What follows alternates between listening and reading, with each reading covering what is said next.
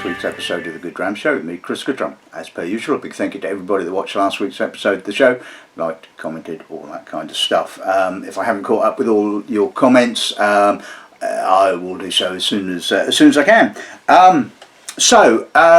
Right, this year there's only going to be two episodes of the show between now and the end of the year, due to the obvious.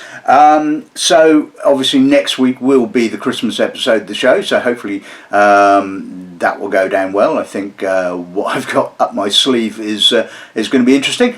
Not that, not that that's unusual. I'd like to think that all episodes of the show are interesting, and obviously this one included. So the reason for this week's episode of the show is that Gavin, the rep for Inverhouse Distillers, kindly sent me some samples of new releases from two of their distilleries, Knockdhu and Pulteney, not Old Pulteney, Pulteney, the Pulteney distillery. And I thought, yeah, right, let's have a rummage, see what else I've got, and I've obviously managed to make up 6. So I thought, yeah, about time. I did an episode on Knockdhu and Pulteney, as it's been quite some time. So with the new releases coming out, I thought, yeah, that's as good a time as any to do an episode of the show on them. So don't really need to go into any great detail about either distillery, because I have reviewed them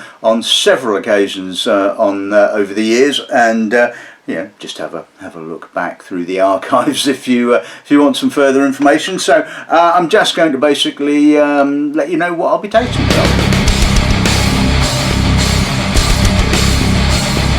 Right, okay, so as there's only three new releases, I just thought it would be kind of nice to revisit some of the other bottlings in the range, and certainly the AnCnoc, because I'm, as you well know, I'm a big fan of AnCnoc. So we're going to kick off with the AnCnoc 18-year-old. This was a last year's release, bottled at 46%, so the sample came from 2020, as did the sample of the 24-year-old, which is interesting because I think it was, a couple of years ago, no, 3 years ago now, I think, Inverhouse sort of decided that the 24-year-old was going to be withdrawn, which was fine. I mean, distilleries do tend to withdraw age statements from time to time, and there was a bit of a rush for people that loved that particular whisky to purchase it, and then suddenly, a year or so down the line, we actually held back some stock, and we now need to get shot of it because we're going to be rebranding. I haven't seen anything about rebranding, but so back out came the 18 and the 24. So bit of a weird situation that, but that's big companies for you, isn't it? Anyway. That's all by the by, so we will be looking at the 24-year-old. Then we're going to be moving on to the first new release that I can remember for a long time from Pulteney. This is what they're calling their Costal series, and this was bottling number 1, which is Pineau de Charentes finished. Now, the whole concept was supposed to be marrying the fact that Pulteney is obviously a coastal distillery. Yeah, we figured that one. And it was kind of marrying up with cask finishes from other coastal regions. Now I think they're stretching it a little bit with Pineau de Charentes to a certain extent. It's not really, the sort of Cognac region is not exactly well renowned for being a coastal region. I mean, obviously got the Gironde, I think that flows through the region. So yes, part of it is a sort of an estuary, I suppose. So it's, like I said, it's kind of stretching the coastal thing a bit thin, but I like Pineau de Charentes finishes. I've tasted several of them, and they're not everybody's cup of tea. I will give you that, because Pineau de Charentes isn't everybody's cup of tea, but on the whole, they're generally quite interesting, I think. Then we're going to look at the second release, the brand new, this year's release in the Coastal series, so Coastal series number 2, port finish. again, you know, you sort of like, you think of port, you don't think of a coastal region, do you? I mean, obviously Villanova de Gaia is on the coast, where a lot of the big port houses have their warehouses, and obviously transport the sort of the liquid out of Portugal. So yeah, again, it's kind of stretching this whole coastal concept, but you know, well, obviously the powers that be at Inverhouse decided that it worked. So anyway, as always, it's the juice in the bottle that counts, not all the sort of marketing frippery and all that kind of stuff. Then we're going to move on to the new release of AnCnoc's Peatheart. This is batch number 3, peated to 34 parts per million. Now, slightly less than batch 1 and 2. Batch 1 and 2 was about 40 parts per million, I believe. And, you know, if you look back at the episodes in the past, the issue I have with a lot of these distilleries, not just Knockdhu, but Benromag and a lot of other distilleries that are not renowned for the use of peat, that have now, I was about to say jumped on the peat bandwagon, but that's being a bit disingenuous, I think. But when they first released a peated malt, I mean, certainly in the case of Knockdhu, I think they released sort of cutter, rutter, flauter, all that kind of thing. The peating level was about 11 to 20 odd parts per million. Perfect. Absolutely perfect. And then suddenly it's like, oh, we've got to increase the peat. People love peat, and the peat then becomes the kind of like the focal point, and it's then suddenly lost its identity as a peated Speyside or a peated Highland. It's then become all about the peat, and that's always been my biggest criticism of those particular types of whiskey. So let's obviously not drawing any conclusions until we've actually tasted the juice, but we'll see what 34 parts per million is like on the spirit.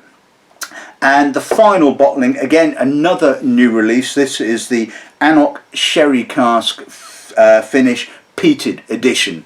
Well, it's a bit of a bloody mouthful, isn't it? Don't know what this is peated to, and bizarrely bottled at 43%. Can't seem to get my head round that. I mean, every other bottling from AnCnoc is bottled at, well, as far as I'm aware, apart from the Cask Strength ones, bottled at 46%, and suddenly this one's 43%. Don't quite figure that one out, but hoping that has not sort of had any detrimental goings on with regards to the spirit. So we shall find out at the end, I guess. So I think it's about enough waffle, so let's start some tasting with the 18. Right, okay, so here we have the 18. I believe aged in a combination of American Oak and X-Sherry cask, certainly from the colour, quite dark. Let's see what the nose gives us. That's a lovely nose. Just trying to remember the master blender at AnCnoc, at Stuart Harvey, something like that. Should have looked that one up. But beautiful vatting, it has to be said. Kicks off with more of the sherry dried fruit. It's got a wonderful maturity. It's got that sort of almost kind of sort of cognac-y kind of darker dried grape, that kind of thing. But it's got that lovely Highland minerally kind of character, which just comes through in abundance in the AnCnoc range. A little bit of cinnamon, a little bit of wood spice, some vanilla, some barley. Just an absolutely gorgeous nose. Just the right amount of sherry for me. It's not overwhelming, it's complementing, it's got the maturity. I mean, it smells a lot older than 18, it has to be said. Can't imagine there's any older spirit in there. Distilleries certainly don't do that trick anymore, it has to be said. Old spirit stock is far too valuable to use up in well, I was about to say lesser bottlings, but I mean this certainly is not a lesser bottling by any thought. It's frankly bloody good. Let's see what that's like.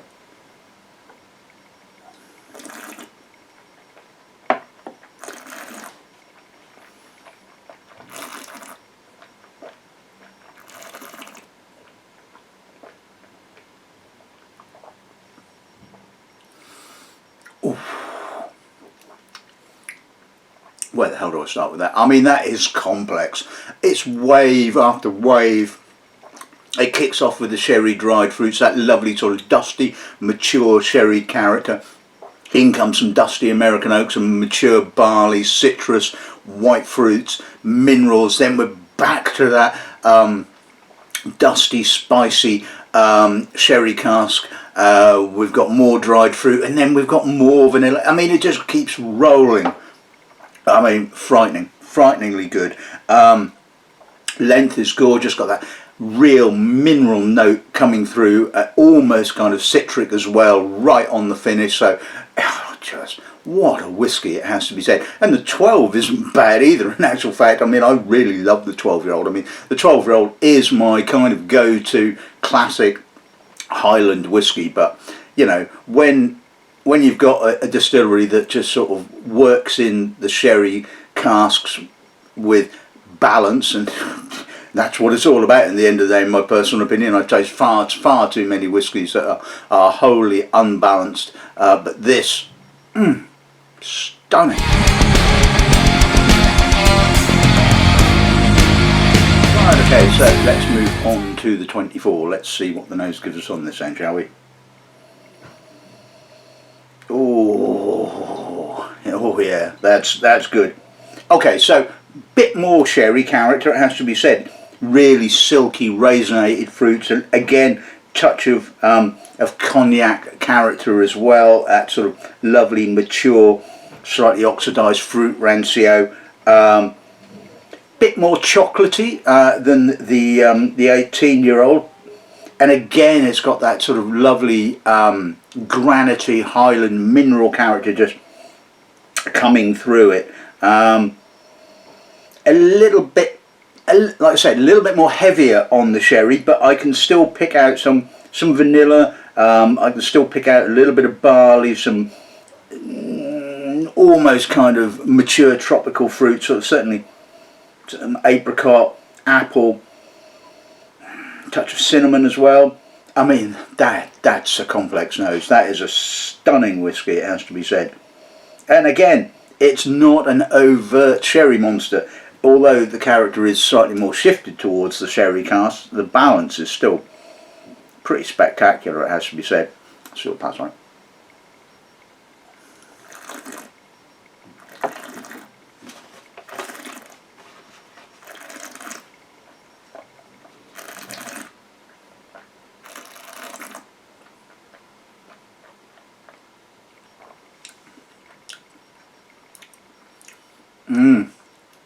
Silky.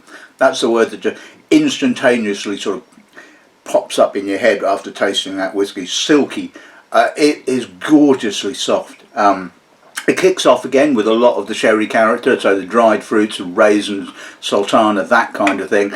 And that never kind of quite goes away. That theme runs right through the palate and kind of, to a certain extent, comes back on the aftertaste with a little bit of chocolate, a little bit of cinnamon spice.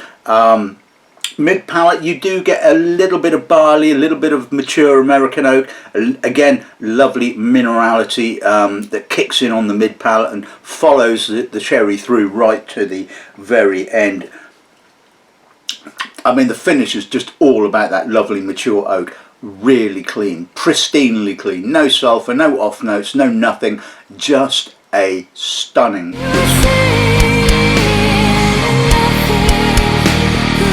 Right, okay, so let's move on to the first of the Pulteney bottlings. This is the Old Pulteney Pineau de Charentes finish. So 6 years in ex-Bourbon cask and then 6 years finishing in ex-Pinot de Charentes cask. Let's see what the nose gives us on this then, shall we? Interesting. Well, unusual by Pulteney standards, but then, you know, when have you ever had a Pinot de Charentes finished Pulteney? Quite grapey, sort of sweet honey, winey, quite malty. It seems to have brought out Pulteney's maltiness in actual fact. A little bit of kind of almost wheat flake notes, you know, it's all flaked wheat. A little bit of peat. little bit of coastal notes as well, not as bracingly coastal as the kind of core range, for want of a better word. But that works quite nicely, actually. I mean, I do have I mean, yeah, all right, it is a little bit heavy on the cask finish, I will give you that. But again, I think it's just about balanced. And, you know, I like Pinot de Charentes finishes. They are a bit left field, and like I said, they're not going to be to everybody's taste. And they have this sort of like, you know, distinct kind of grapey wininess kind of character. And I think it works quite well, actually. I mean, ignoring the fact that, you know, in actual fact, it's probably diminished the coastal character of the spirit a little bit. But as a spirit in its own right, I think that's quite pleasant. Let's see what the palate goes.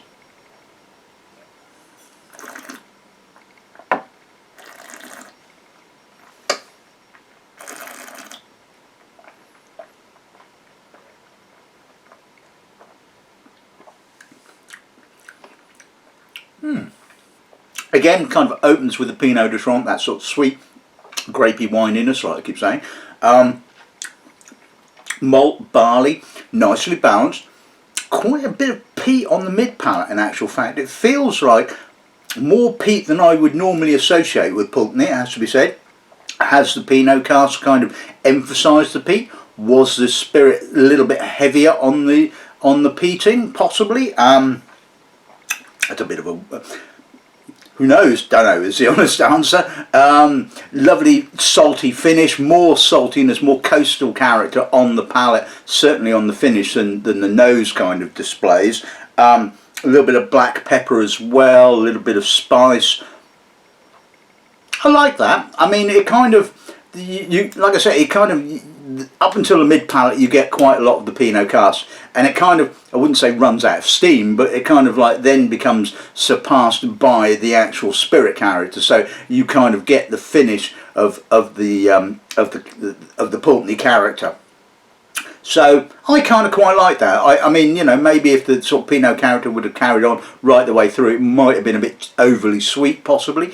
But I kind of quite like that. I think it kind of ends, the Pinot character ends at the right point, just to then allow the sort of the Pulteney character to come through. And it's a kind of, you know, whiskey that you need to, I think, spend a little bit of time with, and I'm sure it will kind of develop over time. So yeah, overall I really quite like that.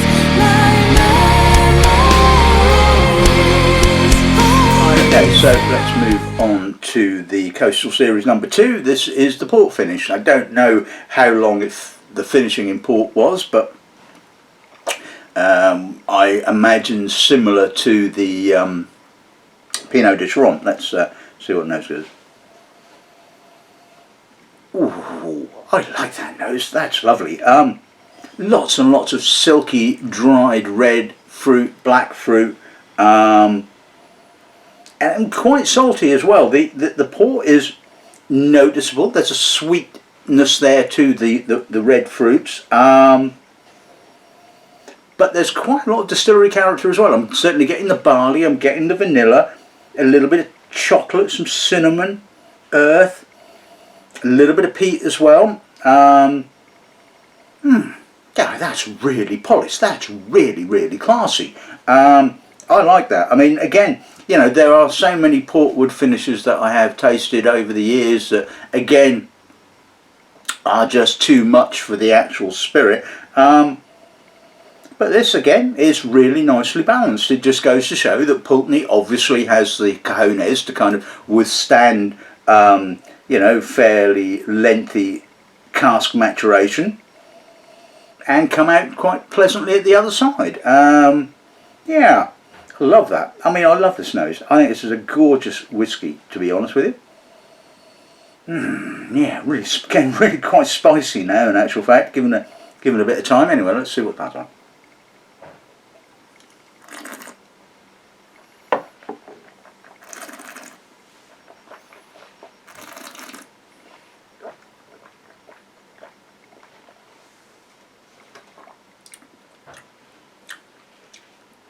That's a chewy finish, slightly tannic, but soft tannins.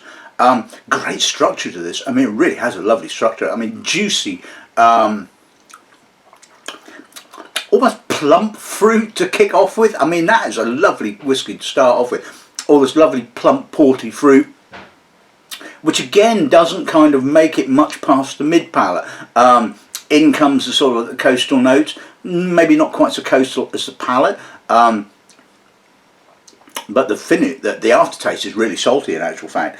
I get the sort of lovely kind of barley, American oak, a little bit of chocolate as well, kind of coming through just on the mid palate. Like I said, quite chewy, quite malty. It seems to, both of these cask finishes do seem to have kind of emphasised the Pulteney maltiness, which I don't know, it's something that maybe you don't quite notice so much with the sort of standard bottlings. And yeah, that's really very impressive, I think, at the end of the day. Again, beautifully balanced, not overdone on the finishing, although one imagines spent a fair amount of time in the finishing cask, but again the spirit has stood up well to that. And like the Pineau, like I said, on the palate, it kind of sort of the cask finish kind of stops to a certain extent on the mid palate and allows the character of the spirit to just follow through to the end. And overall, I really like that. That's great. Right, okay, time for a bit of peat, because there's always time for a bit of peat, isn't there, at the end of the day. So this is the AnCnoc Peatheart batch number 3. Let's see what the nose gives us on this then, shall we? Big, peaty, briny, herbal peat, almost quite medicinal in actual fact. Menthol, a little bit of sort of potpourri notes, rose petal. It's kind of hinting at the spirit is pretty young. There's a little bit of white fruit, a little bit of barley, but as I kind of said in the introduction, the problem is, well, it's not the problem, it's peat orientated at the end of the day, and which is fine. I mean, this is a good peated whiskey at the end of the day. If you like peated whiskies, you're going to love this, but it's lost something somewhere along the line, the way. Well, what it's lost, in my personal opinion, is that delicacy of peat, that little hint of smoke, that sort of nuance, that sort of, you know, I'm a Highland spirit, I'm a peated Highland spirit, but I'm not sort of screaming peat at you. Now, I know that there are lots and lots of customers that love the big peated whiskies, which is why these distilleries have kind of gone down that route. But to me, it just loses the balance. And I know I bang on about balance endlessly, but that's just what I look for in a whiskey at the end of the day. That is my first criteria of any whiskey. You know, is it balanced? You know, is it one-dimensional? I'm not saying this is totally one-dimensional. But is one element of that whiskey overly dominant, you know, and to the extent that I'm not getting too much, I'm not getting a lot of anything else. I mean, yeah, I mean, I would sell this to you. Good whiskey at the end of the day. You want a peated Highland with a good gobbins of peat, then fine. Absolutely no problem with selling this whatsoever. I mean, I just wish that they would have not gone down the sort of the Oxmoor route, if you like. The sort of, what if we kind of shove more peat into our spirit? You know, sometimes less, as they say, is more. Anyway, let's see what passes on.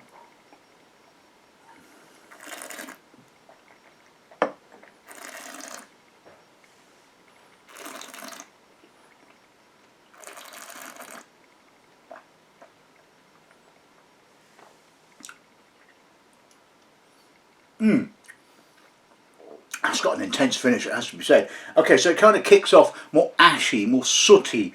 There's some barley, some white fruit, a little bit of vanilla, not a great deal of oak, it has to be said. Lovely length, really lingering. Again, like I said, it's bit heavy on the peat, but I think the palate is just a little bit better balanced. Quite herbal, menthol, again slightly mentholated, slightly herbal, slightly medicinal finish to it. It kind of reminds me of a sort of a spirit somewhere between Caol Ila and Lefroy to a certain extent. Certainly that medicinal kind of note kind of gives you that Lefroy kind of feeling. So again, it's not going to appeal to everybody, it has to be said, but you know, if you like Lefroy, if you like Caol Ila, if you like that sort of heavily or moderately heavily peated kind of spirit, then it's not a bad spirit at all. But again, as I said earlier, I think it just kind of lacks the nuance. It just kind of, it's a little bit too peated for its own good. Okay, so let's finish on the AnCnoc Sherry Cask Finish Peated Edition. Let's see what the nose gives us on this end, shall we?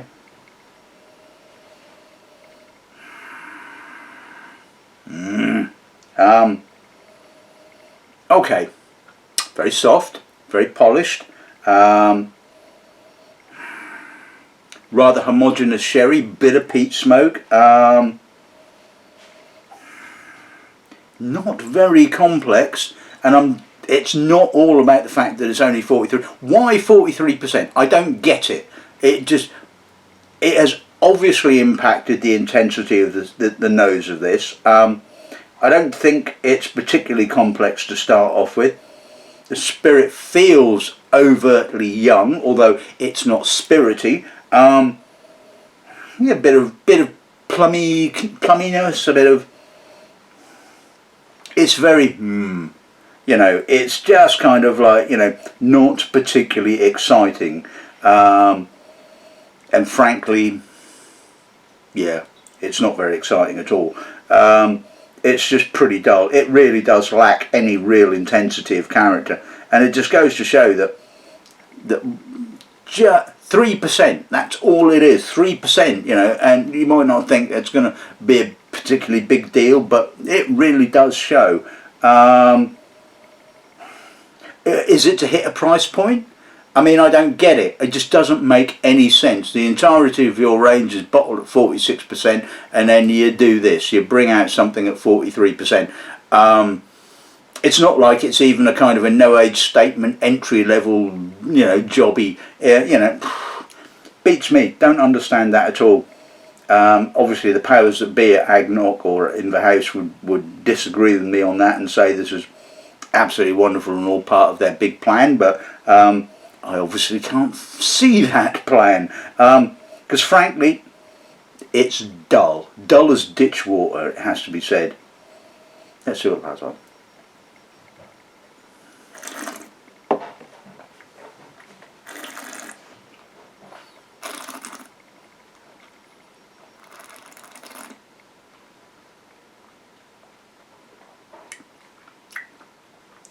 Soft, slightly chocolatey, a little bit of peat, homogeneous sherry, bit of spice.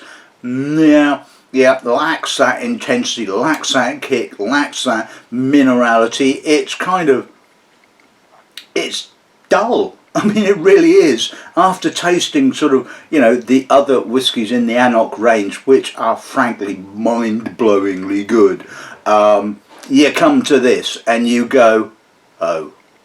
And it's just such a disappointment, it really is. And, you know, I don't wish to denigrate anybody's work. I'm sure Stuart Harvey, or whatever his name is the master blender at AnCnoc, is probably far more skilled at blending whiskey than I would ever be. But I'm afraid you've really done a bad job of that. I mean, that really is boring as hell. You know, I was that made to kind of satisfy some big wig, some sort of like, you know, fat boy in a sort of tie and a big comfy armchair. Oh no, I'm being a bit disingenuous there, I guess. But it really is a big serious letdown. It has to be said at the end of the day. Rest of the range, absolutely stunning. But that one, that's dull. That really is dull.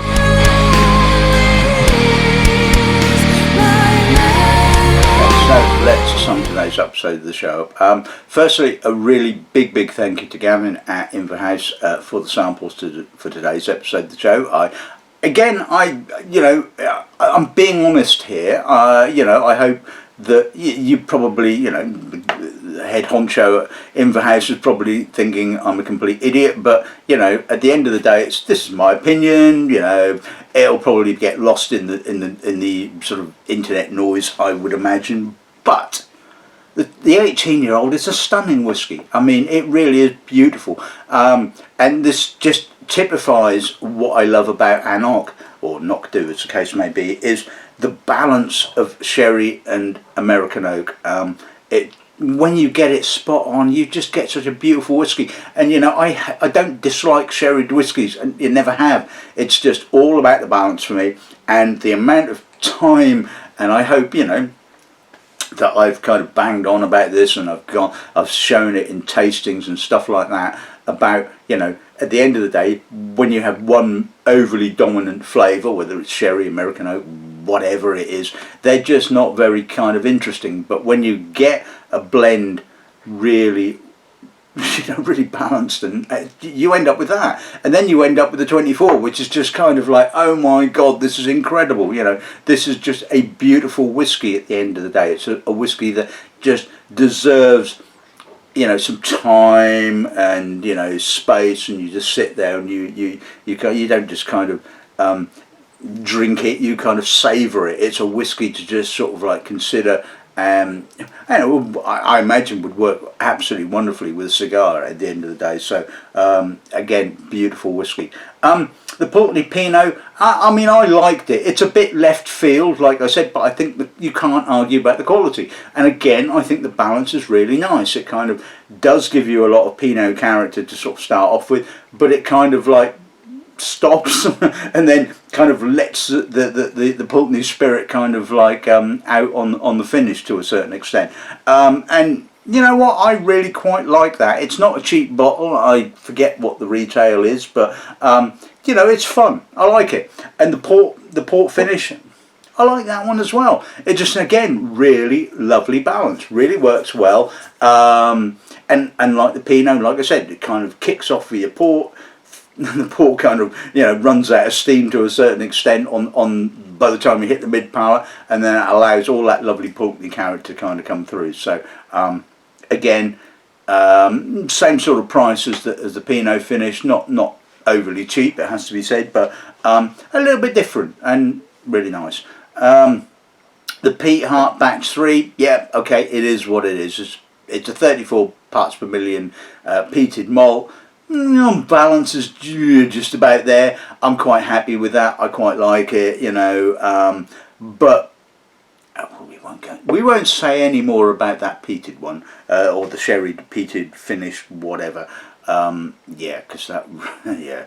I'd much prefer to concentrate on what was really good as opposed to what wasn't particularly good. But anyway, that's by the way. Anyway, so that's this week's episode of The Show in the Bag. I hope you've enjoyed it. I think it's been a whole load of fun, it has to be said. I hope you subscribe. I hope you, the usual stuff, and hopefully next week you'll tune in, because it's a Christmas episode and it's the last one for the year. So all I have to say is good afternoon and good ramming.